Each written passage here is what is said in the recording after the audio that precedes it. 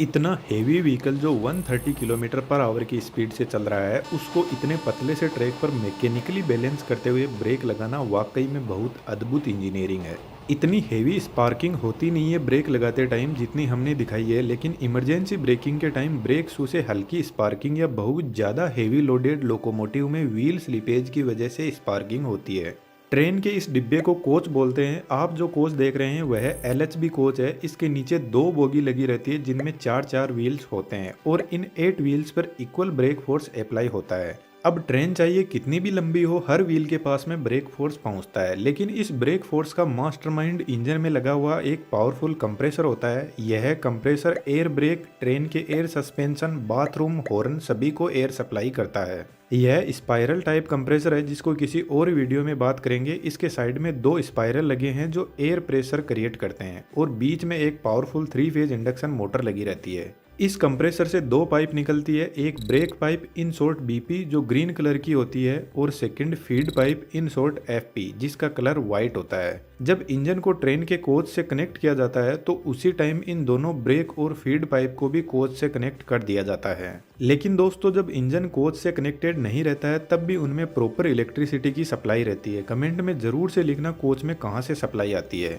Engine और coach के दोनों साइड में ही वाल लगे रहते हैं जिनको एंगल कोक बोलते हैं। इनका यूज जब इंजन को अलग किया जाता है तो इन पाइप से प्रेशर कम ना हो जाए इसलिए बंद कर दिया जाता है। अब यह दोनों पाइप हर बोगी से होते हुए ट्रेन के लास्ट कोच की बोगी तक जाती है। हम किसी एक बोगी का ब्रेक मैकेनिज्म समझते हैं। इंजन में रखा हुआ कंप्रेसर इस फीड पाइप में कॉन्टिन्यूसली प्रेशर भेजता रहता है और फीड पाइप इस रिजर्वोयर से कनेक्टेड रहती है। लेकिन रिजर्वोयर में एयर भेजने से पहले एक वाल लगा रहता है आगे के मैकेनिज्म को मेंटेनेंस के काम के लिए, और एक डस्ट कलेक्टर लगा रहता है जो डस्ट को आगे नहीं जाने देता। इसके अलावा एक नॉन रिटर्निंग वाल जिसको शॉर्ट में एनआरवी बोलते हैं जो सिर्फ फीड पाइप से एयर को रिजर्वोयर में आने देता है लेकिन वापस नहीं जाने देगा। कंप्रेसर इतना हाई लेवल का प्रेशर भेजता है कि इस रिजर्वोयर में पर सेंटीमीटर स्क्वायर में 6 केजी एयर को कंप्रेस करके भर दिया जाता है। इस रिजर्वोयर की कैपेसिटी 125 लीटर एयर की होती है। रिजर्वोयर के पास में एक और 75 लीटर का टैंक लगा हुआ है जो टॉयलेट में एयर प्रेशर को भेजता है। अभी हम इसके बारे में बात नहीं करेंगे इसलिए हमने इसके कनेक्शन भी नहीं किया है। तो इस रिजर्वोयर से एयर डिस्ट्रीब्यूटर वाल के पास में पहुंचती है। डिस्ट्रीब्यूटर वाल के अंदर ब्रेक पाइप से भी डायरेक्ट कनेक्शन आता है। ब्रेक पाइप का प्रेशर 5 केजी पर सेंटीमीटर स्क्वायर होता है। यह वाल बहुत बेहतरीन तरीके से काम करता है। इस वाल से आउटपुट जो निकलता है वह दोनों बोगी की तरफ एयर प्रेशर को भेजता है ब्रेक एप्लीकेशन के लिए। डीबी में एक पिस्टन दिखाई दे रहा है जिसमें नीचे की तरफ रिजर्वोयर से प्रेशर आ रहा है और ऊपर से ब्रेक पाइप का प्रेशर आ रहा है, तो पिस्टन एक जगह रुका रहेगा। जब ट्रेन का ड्राइवर ब्रेक लगाता है तो वह ब्रेक पाइप के प्रेशर को कम करने लगता है जिसकी वजह से फीड पाइप से आ रहा प्रेशर इस पिस्टन को ऊपर की तरफ फोर्स लगाएगा, जिससे फीड पाइप का एयर प्रेशर का कनेक्शन ब्रेक सिलेंडर की पाइप से हो जाएगा और रिजर्वोयर में भरी हाई प्रेशर एयर दोनों साइड में लगी बोगी की तरफ जाने लगेगी। दोस्तों, यह एग्जॉस्ट पाइप है। यहाँ पर जो पिस्टन लगा है उसकी डिजाइन कुछ इस टाइप की है और वह इसलिए क्योंकि जब feed pipe brake cylinder pipe से कनेक्ट होती है उसी time break pipe exhaust pipe से कनेक्ट होती है, तो पिस्टन ब्रेक पाइप के प्रेशर को एग्जॉस्ट पाइप से रिलीज नहीं होने देता। अब इस कंडीशन में रिजर्वोयर का प्रेशर धीरे धीरे डाउन होने लगता है, लेकिन कंप्रेसर इस प्रेशर को डाउन होने नहीं देता, कॉन्टिन्यूसली एयर को भेजता रहता है। यदि लोको पायलट जितनी स्पीड से ब्रेक पाइप का प्रेशर रिलीज करता जाएगा उसका 2.5 टाइम्स प्रेशर ब्रेक सिलेंडर की तरफ जाएगा। फॉर एग्जाम्पल, यदि लोको पायलट ने 1 केजी पर सेंटीमीटर स्क्वायर ब्रेक पाइप का प्रेशर डाउन किया तो ब्रेक सिलेंडर की तरफ रिजर्वोयर से 2.5 केजी पर सेंटीमीटर स्क्वायर प्रेशर जाएगा। इस पाइप से होते हुए एयर प्रेशर यहाँ से फ्रंट और रियर व्हील के लिए डिवाइड हो जाएगा। यहाँ पर फिर से वाल लगे रहते हैं मेंटेनेंस के काम के लिए। यह पाइप दोनों फ्रंट व्हील के लिए जा रही है और यह पाइप इन दोनों व्हील तक पहुँचती है। हम एक व्हील के ब्रेक मैकेनिज्म को समझते हैं। दोस्तों, एक थोड़ा बारीक मैकेनिज्म है, इसको समझना। अभी डिजिटल दुनिया का जबरदस्त टाइम चल रहा है और इसमें नई नई स्किल्स की भरपूर डिमांड है और पैसा अनलिमिटेड, और इनमें 3D एनिमेशन भी एक ज़बरदस्त डिमांडिंग स्किल है। हमने बेहतरीन 3D एनिमेशन का कोर्स डिज़ाइन किया है। लर्निंग के अलावा जितने भी अर्निंग के तरीके हैं उनके बारे में भी बात की है, और हम एक प्राइवेट 3D कम्युनिटी भी बिल्ड कर रहे हैं जिसमें आप अपने आप को बेहतर पॉलिशिंग कर पाओगे। डिस्क्रिप्शन में डिटेल्स अवेलेबल है, बहुत कुछ सीखने को मिलेगा, ज़रूर से ज्वाइन करना।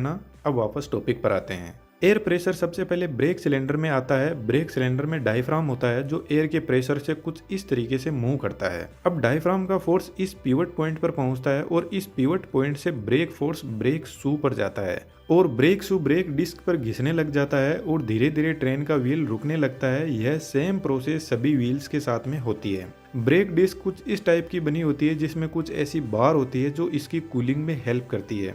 अब जब ट्रेन रुक जाती है तो जब तक ब्रेक सिलेंडर में एयर प्रेशर अवेलेबल रहेगा तब तक ट्रेन का ब्रेक लगा हुआ रहेगा। तो जनरली जब ट्रेन खड़ी रहती है तो उसमें ब्रेक लगा हुआ रहता है जो एक हैंड ब्रेक की तरह काम करता है। तो ट्रेन को स्टार्ट करने से पहले ब्रेक सिलेंडर की एयर को रिलीज करना जरूरी है। उसके लिए वापस डिस्ट्रीब्यूशन वाल्व पर चलते हैं। जब तक ट्रेन में ब्रेक अप्लाई रहता है तब तक रिजर्वोयर जिसमें एयर फीड पाइप से आती है वह कंटिन्यूअसली इस पिस्टन को ऊपर की तरफ फोर्स लगा के रखती है। लेकिन ब्रेक रिलीज के टाइम कंप्रेसर फिर से ब्रेक पाइप का प्रेशर बढ़ाने लग जाता है और एक कंडीशन आती है जब पिस्टन वापस नीचे की तरफ आने लगेगा जिससे रिजर्वोयर का कनेक्शन हट जाएगा और ब्रेक सिलेंडर में जो पाइप अब तक प्रेशर भेज रही थी उसका कनेक्शन इस एयर रिलीजिंग पाइप से हो जाएगा। डायफ्राम के पास में एक स्प्रिंग लगी रहती है जो डायफ्राम को वापस नॉर्मल पोजीशन पर आने के लिए फोर्स लगाती रहती है। तो जैसे ही ब्रेक सिलेंडर वाली पाइप का कनेक्शन इससे होगा तो स्प्रिंग ब्रेक सिलेंडर की एयर को पूरी बाहर की तरफ रिलीज कर देगी और ब्रेक रिलीज हो जाएगा। ट्रेन के ब्रेक रिलीज करते टाइम कुछ ऐसी आवाज एयर की हमें सुनाई देती है।